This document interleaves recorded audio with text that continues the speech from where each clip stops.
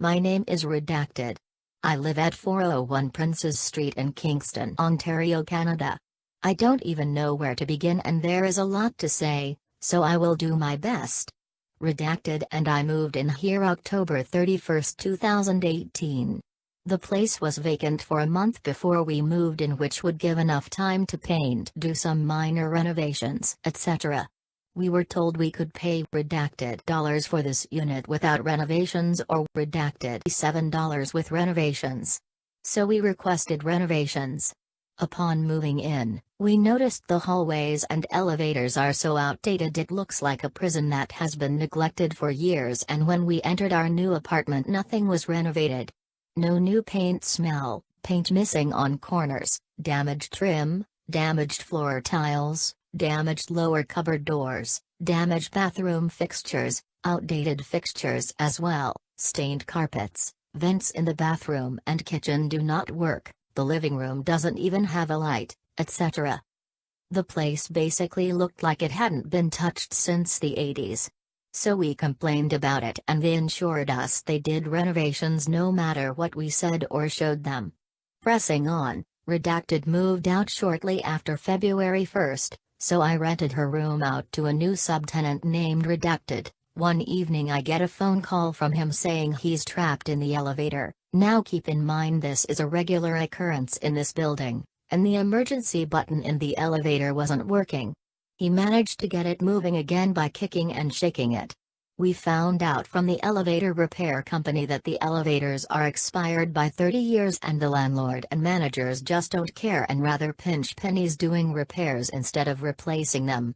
Things were the same for a few months, constantly hearing stories of all the things this company gets away with, including telling tenants they can't have friends over for X amount of time or have friends spend the night in their own apartments, which I found out later they are very anal about. I got in trouble for having a girl spend the weekend with me, also got in trouble for letting a friend stay a few days while his home was being fumigated.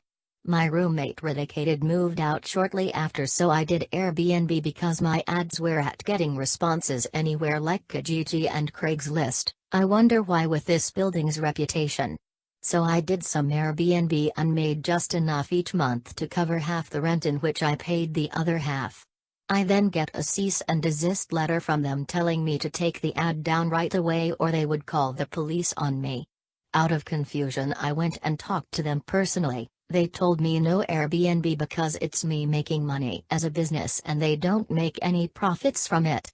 It's called Airbnb, but I was not running a bed and breakfast, so it can't be considered a business, just a bed on a short-term rental basis.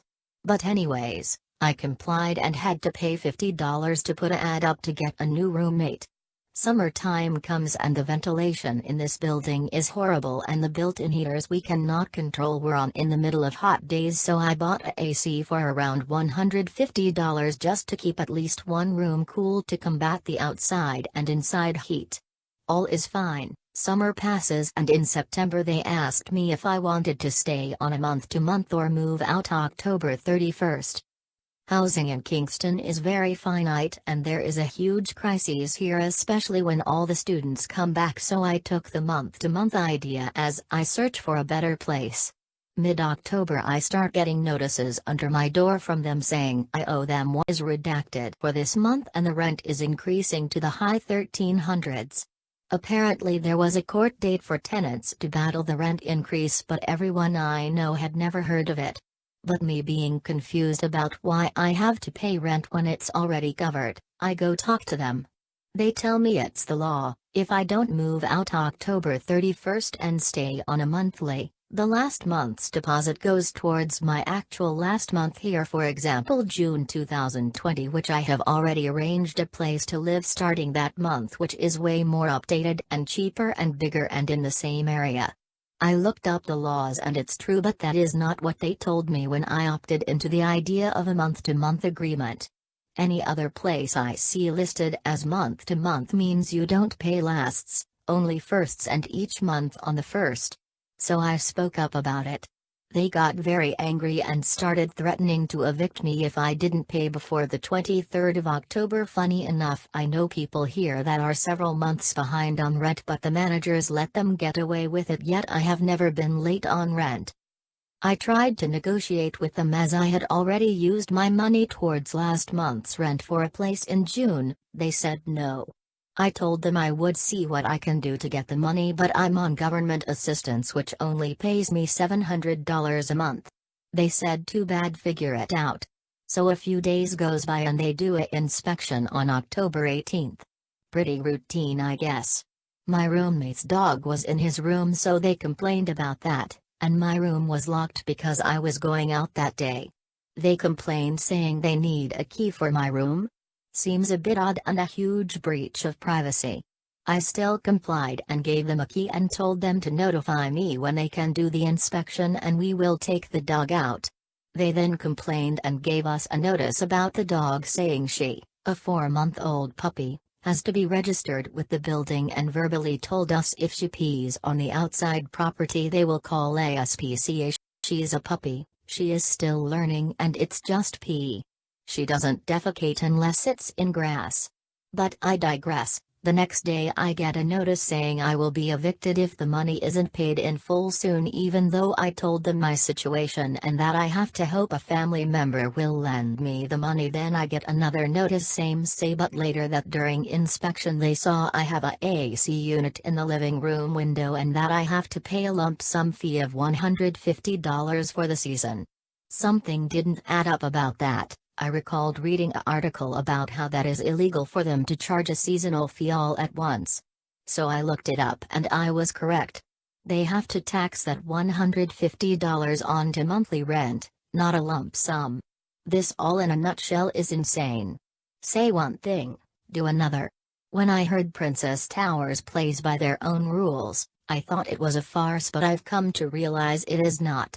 In fact, I have other people ready to speak up about the way they have been treated here, being harassed by staff and maintenance, walking in on people showering without even giving notice.